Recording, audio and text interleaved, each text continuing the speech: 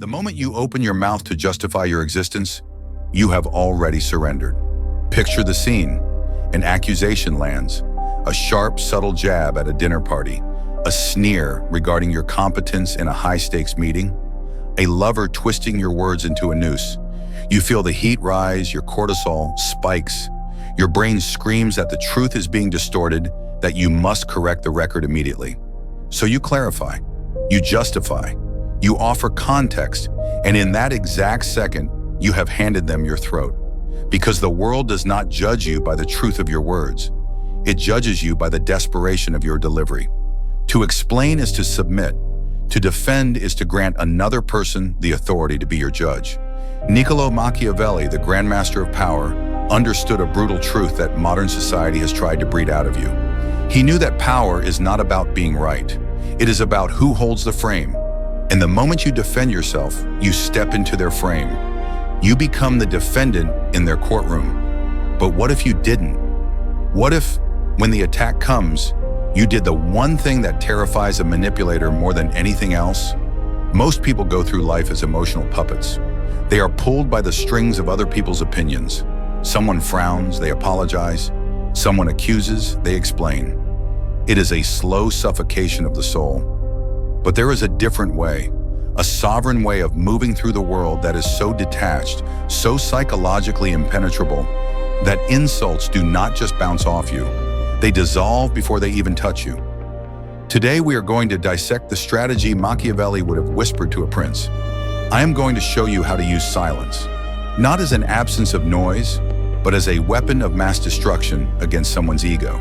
But be warned, this requires you to kill a part of yourself that you have been feeding since you were a child, the part of you that begs to be understood. If you can kill that need, you become dangerous.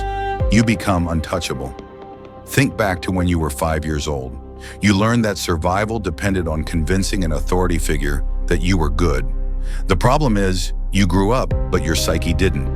When you defend yourself against a stranger or a boss or a partner, you are subconsciously saying, "You are the judge. I am the child. Please accept my plea so I can feel safe again." It reeks of weakness. Machiavelli wrote, "It is much safer to be feared than loved." Translate that to modern dynamics. It is much safer to be respected than understood. Imagine the scenario. Someone throws a verbal spike. You're being incredibly selfish right now. The old you would react. The Machiavellian you look them in the eye. You hold eye contact. You don't blink. You keep your face completely neutral. You let the silence hang in the air for 5 seconds. In that silence, the power flips. The human brain is terrified of silence during conflict. It signals that you are not playing the game. Usually the attacker will crumble.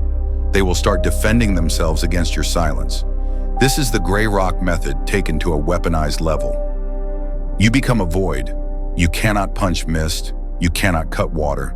If you must speak, never push back. Pull.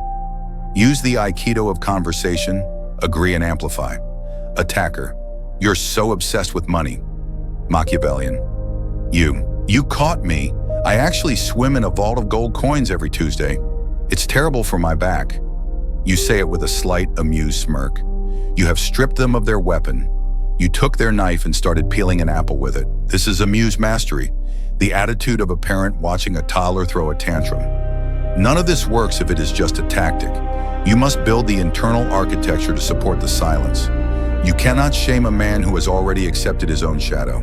So here is the challenge. For the next 7 days, you are going to play a game called No Defense.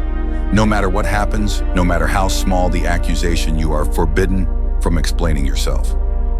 If you are late, say, "I'm late." Do not give the reason. If someone misunderstands you, let them. Sit in the fire of that discomfort. Watch the urge to be the good guy burn to ash. Reclaim your mystery. Keep your power. Keep your silence. Subscribe, not because I asked you to. Subscribe because you are done being a prey animal in a world of predators.